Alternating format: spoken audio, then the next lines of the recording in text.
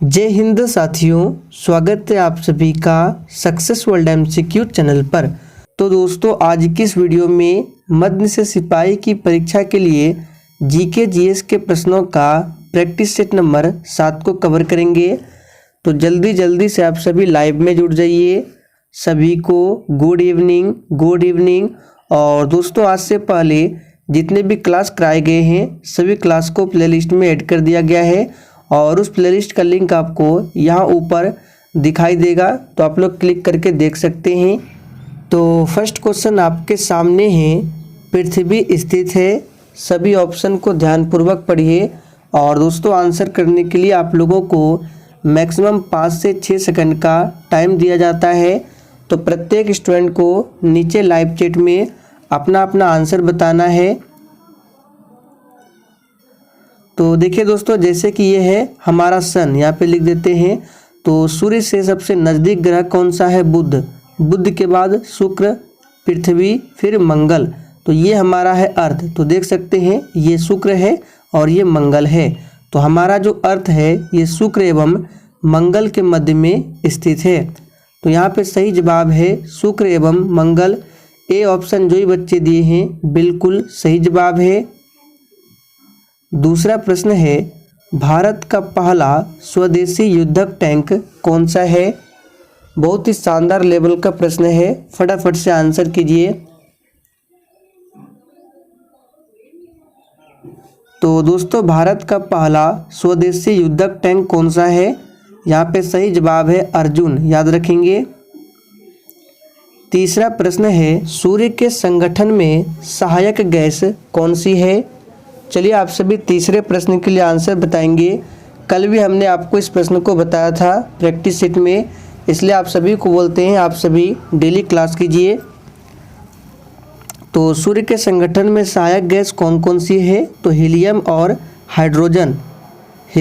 Hydrogen दो मुख्य gas है सूर्य में। तो यहाँ पे सही जवाब क्या होगा? डी ऑप्शन, हाइड्रोजन और हीलियम, जिसमें हाइड्रोजन की प्रतिशत मात्रा की बात करें 71% के आसपास में हाइड्रोजन और हीलियम 26.5% के आसपास है और बाकी अदर गैस है। और हमारा सूर्य जो है ये नाभिकीय संलयन के सिद्धांत पर कार्य करता है। लक्षद्वीप की राजधानी कौन सी है? चलिए फटाफट से आंसर बताएंगे। और दोस्तों, प्रश्नों के साथ हम आपको जितने भी एक्स्ट्रा फैक्ट को बताएंगे आपको ध्यानपूर्वक सुनना है। एग्जाम में प्रश्न बनता है और आपका साथ में डेली रिवीजन भी हो जाएगा। तो लक्षद्वीप की राजधानी कौन सी है? हमने आपको काफ़ी बार बताया है, सही जवाब है कवरत्ती। अच्छा, लक्षद्वीप कहाँ पर स्थित है? तो ये भारत का जैसे ये मैप है, तो इधर है क्या? अरब सागर, और इधर है बंगाल की खाड़ी। तो लक्षद्वीप जो है अरब सागर में स्थित है और अंडमान निकोबार द्वीप समूह यहाँ पर स्थित है, यानी कि बंगाल की खाड़ी में। तो लक्षद्वीप की राजधानी कवरत्ती है। पोर्ट ब्लेयर किसकी राजधानी है? तो अंडमान निकोबार की राजधानी है पोर्ट ब्लेयर, और पणजी ये गोवा की राजधानी है। दिल्ली का सुल्तान जिसकी पोलो खेलते समय मृत्यु हो गई थी कौन था? तो यहाँ पे आंसर क्या होगा? सही जवाब है कुतुबुद्दीन ऐबक, याद रखिएगा। कुतुबुद्दीन ऐबक की मृत्यु 1210 में पोलो खेलते समय हो गई थी। कुतुबुद्दीन ऐबक को लाख बख्श के नाम से जाना जाता है और इन्होंने ही गुलाम वंश की स्थापना की थी 1206 में, ध्यान रखेंगे। और अलाउद्दीन खिलजी की बात करें तो इनके दरबार में कौन रहते थे? हमने आपको बताया था कौन, याद रखिएगा, अमीर खुसरो। बिहार के किस जिले में अभ्रक पाया जाता है?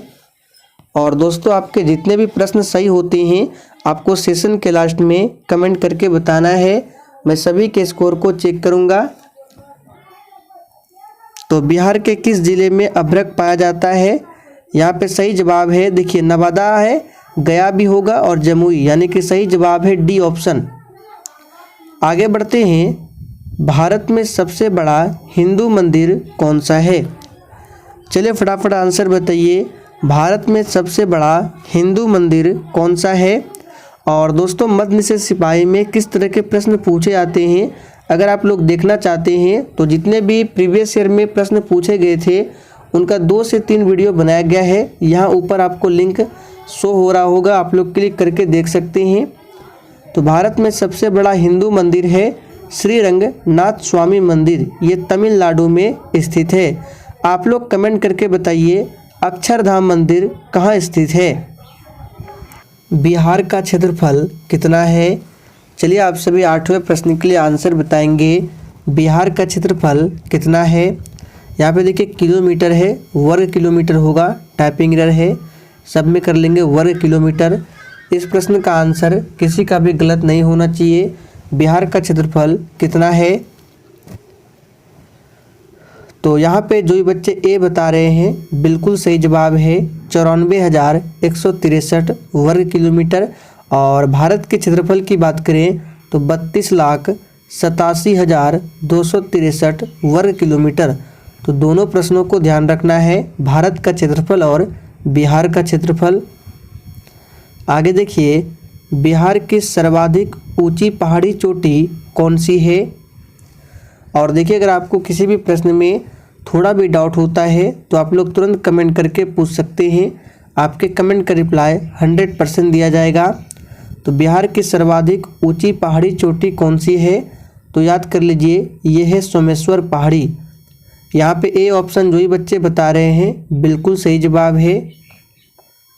भारत में जिप्सम की सर्वाधिक प्राप्ति करने वाला राज्य कौन सा है? चलिए आप सभी फटाफट से आंसर बताएंगे। और दोस्तों आप लोग अब एग्ज़ाम तक डेली क्लास कीजिए। क्लास का टाइमिंग है डेली रात 8 बजे से, दूसरी क्लास है रात 8:30 बजे, और रात 9 बजे की क्लास को भी बहुत ही जल्द स्टार्ट किया जाएगा। तो यहाँ पे आंसर क्या हो जाएगा, याद रखिएगा राजस्थान।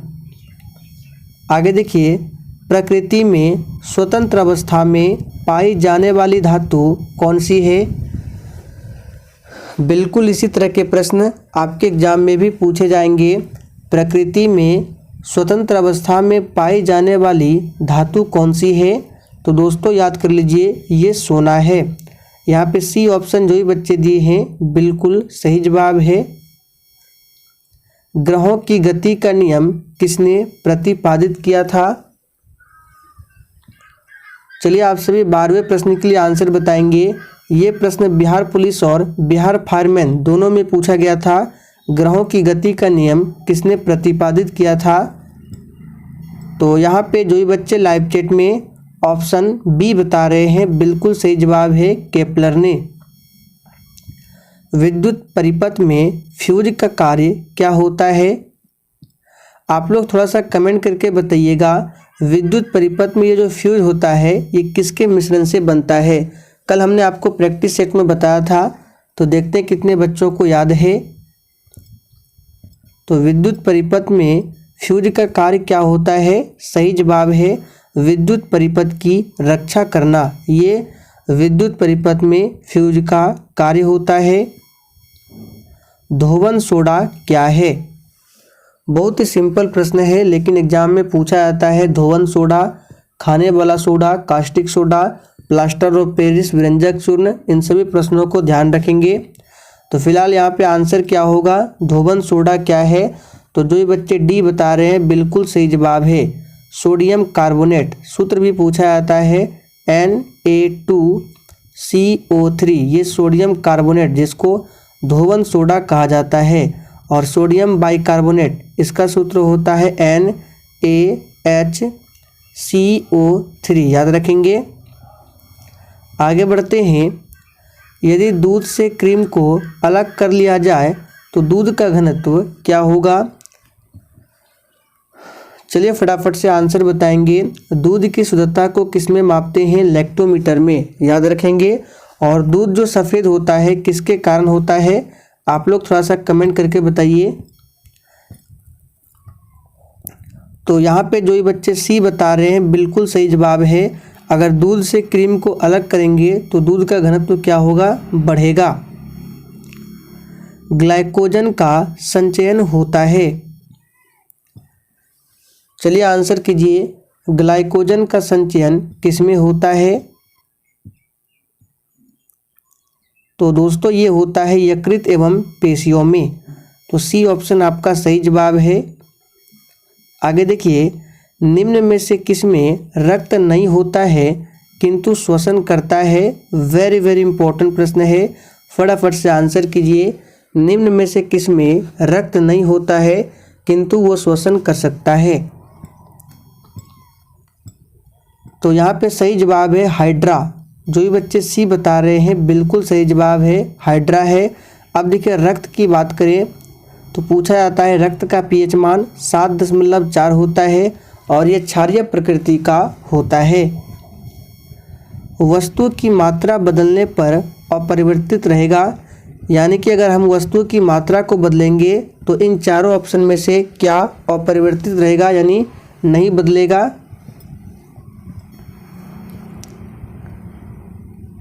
तो बिल्कुल सही आंसर दिए हैं, वस्तु का घनत्व नहीं बदलेगा, बाकी द्रव्यमान, भार, आयतन ये जरूर बदलेगा। प्रति चुंबकीय पदार्थ का उदाहरण कौन सा है? चलिए 19 के लिए आप सभी आंसर बताएंगे और इसका पीडीएफ आपको टेलीग्राम पर मिल जाएगा। टेलीग्राम का लिंक इसी वीडियो के नीचे डिस्क्रिप्शन बॉक्स में दिया गया है। तो प्रतिचुंबकीय पदार्थ के उदाहरण है मरकरी। निम्नलिखित में से कौन सी एक सदिश राशि है? देखिए, सदिश में क्या होता है, परिमाण के साथ साथ दिशा की भी आवश्यकता पड़ती है और अदिश में केवल परिमाण। तो यहाँ पे आंसर क्या होगा? तो संवेग क्या है? ये एक सदिश राशि के उदाहरण है। बाकी दाब, ऊर्जा, कार्य ये अदिश राशि है। संवेग के और क्या उदाहरण है? तो विस्थापन, ये भी क्या है याद रखिएगा, ये भी सदिश राशि है, ध्यान रखेंगे। इसके अलावा आपको याद रखना है त्वरण, त्वरण भी सदिश राशि है। मोनाजाइट किसका अयस्क है? बिल्कुल आपको सोच समझकर आंसर करना है और हर एक प्रैक्टिस सेट में आपको मैक्सिमम से मैक्सिमम स्कोर करना है। तो याद कर लीजिए, मोनाजाइट ये थोरियम का अयस्क है, आप सभी जानते हैं। बी ऑप्शन आपका सही जवाब है, थोरियम का अयस्क है। निम्नलिखित में से कौन से रोग बैक्टीरिया से होता है?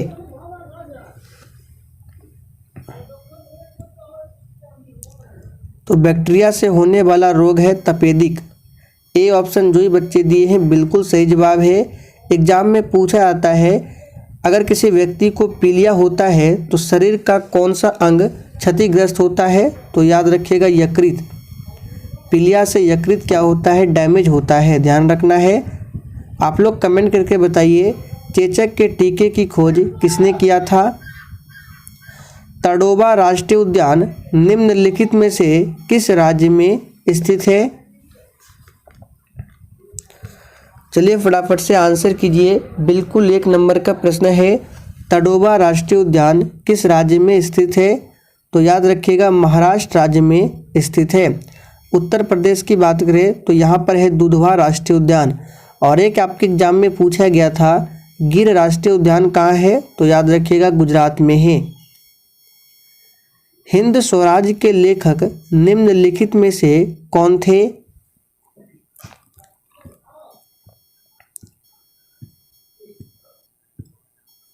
तो दोस्तों हिंद स्वराज के लेखक कौन थे? तो यहाँ पे जो ये बच्चे बी बता रहे हैं बिल्कुल सही जवाब है महात्मा गांधी। अब देखिए, महात्मा गांधी से 2 से 3 इम्पोर्टेंट प्रश्नों को बताते हैं, ध्यान से सुनिए। तो पहला प्रश्न बनता है कि महात्मा गांधी भारतीय राष्ट्रीय कांग्रेस के किस अधिवेशन की अध्यक्षता किया था? तो याद रखिएगा 1924 में जो बेलगांव अधिवेशन हुआ था उसी की अध्यक्षता किया था महात्मा गांधी ने। और महात्मा गांधी दक्षिण अफ्रीका से भारत कब लौटे थे? 9 जनवरी 1915 को। और इसीलिए 9 जनवरी को प्रत्येक वर्ष प्रवासी दिवस मनाया जाता है। गोपाल कृष्ण गोखले महात्मा गांधी के राजनीतिक गुरु थे। जवाहरलाल नेहरू ने संविधान सभा के सामने पहली बार प्रस्तावना को पेश किया था 13 दिसंबर 1946 को। निम्नलिखित में से कौन मानव जीवन के सभी दुखों के नाश के लिए अष्टांगिक मार्ग की सलाह देते हैं? चलिए 25 के लिए फटाफट से आंसर कीजिए। देखिए यहाँ पे आंसर या तो वर्धमान महावीर होगा या फिर गौतम बुद्ध होगा। अब आपको बताना है आंसर क्या होगा। तो इस प्रश्न का आंसर हो जाएगा गौतम बुद्ध। गौतम बुद्ध के बचपन का नाम पूछा जाता है सिद्धार्थ, याद रखिएगा। 1931 में इंडियन नेशनल कांग्रेस का अधिवेशन कहाँ आयोजित हुआ था? चलिए आंसर कीजिए। 1931 में इंडियन नेशनल कांग्रेस का अधिवेशन कहाँ पर आयोजित हुआ था? यहाँ पे सही जवाब है कराची में, याद रखेंगे। और इस अधिवेशन की अध्यक्षता किया था सरदार वल्लभ भाई पटेल ने। लाहौर अधिवेशन कब होता है? ये अक्सर एग्जाम में पूछा जाता है। 1929 में एक लाहौर अधिवेशन हुआ था और इसकी अध्यक्षता किया था पंडित जवाहरलाल नेहरू ने। निम्नलिखित में से कौन सा लॉर्ड कर्जन का योगदान नहीं था? सभी ऑप्शन को ध्यानपूर्वक देखिए, बहुत ही सिंपल है। तो अगर आप लोगों ने ध्यान दिया होगा सती प्रथा पर रोक, तो ये लॉर्ड कर्जन का योगदान नहीं था। आप सभी को पता है ये 1829 में अंत हुआ था। किसने किया था? लॉर्ड विलियम बेंटिक ने। तो यहाँ पे आंसर होगा सती प्रथा पर रोक। और इसमें किसने सहयोग दिया था ये भी पूछा जाता है। राजा राम मोहन राय ने। बंगाल का विभाजन हुआ था 1905 में। कारकोटा राजवंश का संबंध निम्नलिखित में से किसके इतिहास से था? कारकोटा या कारकोट, चलिए फटाफट से आंसर बताएंगे। कारकोटा राजवंश का संबंध निम्नलिखित में से किसके इतिहास से था? तो यहाँ पे सही जवाब क्या होगा? जम्मू कश्मीर, याद रखेंगे। बी ऑप्शन आपका सही जवाब है। बिहार में 1857 की क्रांति का नेतृत्व किसने किया था? चलिए फटाफट से आंसर कीजिए। देखिए, खान बहादुर खान की बात करें तो इन्होंने कहाँ से नेतृत्व किया था? इन्होंने किया था बरेली से। तात्या टोपे और नाना साहेब ने कानपुर से किया था। तो बचा कुंवर सिंह, इन्होंने बिहार से नेतृत्व किया था। और 1857 की क्रांति की शुरुआत 10 मई से होती है उत्तर प्रदेश के मेरठ से। प्रथम आंग्ल सिख युद्ध निम्नलिखित में से किस वर्ष में हुआ था?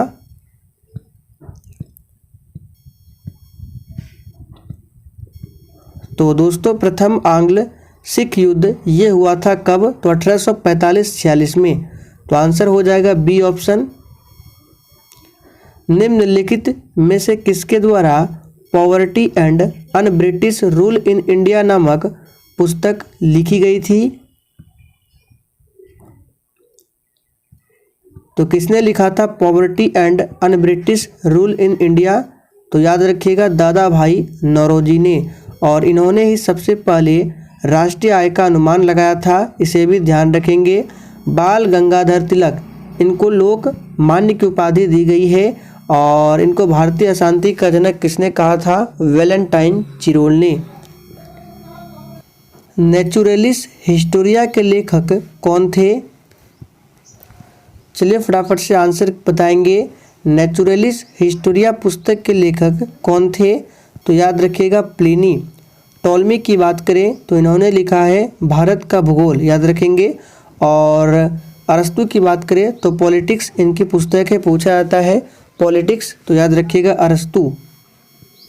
निम्नलिखित में से किस सिख गुरु ने गुरुमुखी लिपि की शुरुआत की थी?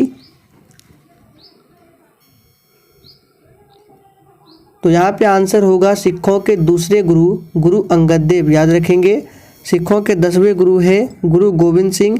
इनका जन्म होता है 1666 में और इन्होंने 1699 ईस्वी में खालसा पंथ की स्थापना की थी। गुरु नानक देव सिखों के प्रथम गुरु थे। विश्व के इतिहास में पहली परमाणु आपदा कब हुई थी?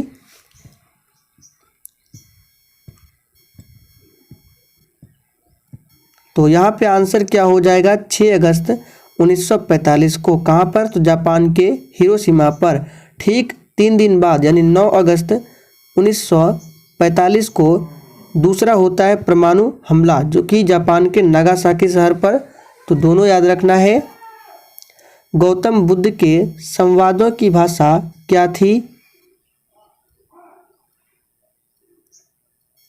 तो यहाँ पे आंसर हो जाएगा पाली। गौतम बुद्ध के संवादों की भाषा क्या थी? पाली। बंगाल के विभाजन को किसने रद्द किया था? देखिए, बंगाल विभाजन हुआ था 1905 में लॉर्ड कर्जन के शासनकाल में, और रद्द किसने किया था? तो याद रखिएगा, आंसर हो जाएगा लॉर्ड हार्डिंग द्वितीय। आंसर है बी ऑप्शन। लॉर्ड चैम्सफोर्ड के काल में हुआ था 1919 में जालियांवाला बाग हत्याकांड। फ्रंटियर गांधी किसे कहा जाता है?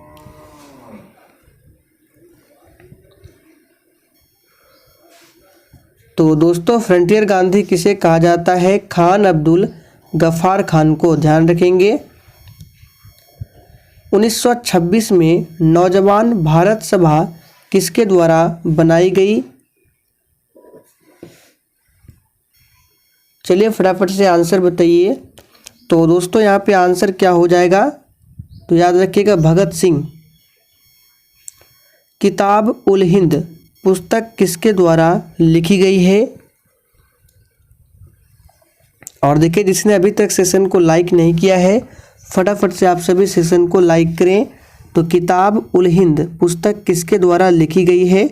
यहाँ पे सही जवाब है अल-बरूनी। याद रखेंगे, जो महमूद गजनवी के साथ भारत आया था। राजस्व के रैयतवाड़ी प्रयोग का प्रारंभ किसके द्वारा किया गया? तो दोस्तों, ये किसके द्वारा किया गया? फटाफट से आंसर कीजिए। तो जो भी बच्चे बी बता रहे हैं, बिल्कुल सही जवाब है थॉमस मुनरो। हड़प्पा स्थल किस नदी के तट पर स्थित है? चलिए फटाफट से आंसर कीजिए। हड़प्पा की खोज 1921 में किसने किया था? दयाराम साहनी ने, और ये स्थित है रावी नदी के तट पर। निम्नलिखित में कौन चंगेज खान का समकालीन था? चलिए 42 के लिए फटाफट से आंसर कीजिए। निम्नलिखित में कौन चंगेज खान का समकालीन था? तो दोस्तों, सही जवाब है सुल्तान शमसुद्दीन इल्तुतमिश। यहाँ पे ए ऑप्शन जो भी बच्चे दिए हैं, बिल्कुल सही जवाब है। गुलबदन बेगम ने किसके कहने पर हुमायूंनामा लिखा था? गुलबदन बेगम कौन थी? हुमायूं की बहन और बाबर की बेटी। यहाँ पे आंसर क्या हो जाएगा? B option Akbar. अकबर का मकबरा पूछा जाता है, सिकंदरा में है। अकबर के 1567 ईस्वी के चित्तौड़ आक्रमण के समय वहाँ का शासक कौन था? तो आंसर क्या हो जाएगा? उदय सिंह। याद रखिएगा। शेरशाह का मकबरा कहाँ पर स्थित है? ये प्रश्न पूछा हुआ प्रश्न है। अभी हमने आपको बताया अकबर का मकबरा सिकंदरा में है, बाबर का मकबरा पूछे काबुल में है। आप लोग कमेंट कीजिए हुमायूं का मकबरा कहाँ पर है। तो फिलहाल यहाँ पे आंसर होगा सासाराम में। और शेरशाह सूरी का बचपन का नाम क्या था? फरीद खां। याद रखना है, फरीद खां। आगे देखिए, कथा सरित सागर के लेखक कौन है? तो आंसर क्या होगा? कथा सरित सागर के लेखक कौन है? सही जवाब है सोमदेव। गुप्तकालीन प्रथम गणितज्ञ व खगोल शास्त्री कौन था? तो दोस्तों, गुप्तकालीन प्रथम गणितज्ञ व खगोल शास्त्री कौन था? सही आंसर है आर्यभट्ट। निम्न में से कौन जैनों के 23वें तीर्थंकर थे? चलिए आंसर कीजिए, जैन धर्म के 23वें तीर्थंकर कौन थे? तो आप सभी जानते हैं पार्श्वनाथ 23वें तीर्थंकर थे, 24वें और आखिरी महावीर स्वामी, और प्रथम तीर्थंकर ऋषभदेव। तो आंसर क्या होगा? C option. अखिल भारतीय राष्ट्रीय कांग्रेस की प्रथम भारतीय महिला अध्यक्ष कौन थी? देखिए, अगर सिर्फ प्रथम महिला अध्यक्ष पूछे तो आंसर होगा एनी बेसेंट। और प्रथम भारतीय महिला अध्यक्ष पूछे तो आंसर क्या होगा, सरोजनी नायडू। याद रखेंगे, इन्होंने 1925 में, याद रखिएगा, कानपुर अधिवेशन की अध्यक्षता की थी और एनी बेसेंट ने 1917 में कलकत्ता अधिवेशन की अध्यक्षता किया था। भारतीय मुस्लिम लीग की स्थापना किस वर्ष हुई थी? ये प्रश्न आप लोगों के लिए है, इसका आंसर आपको नीचे कमेंट बॉक्स में बताना है। तो दोस्तों आज के लिए इतना ही, तब तक के लिए जय हिंद।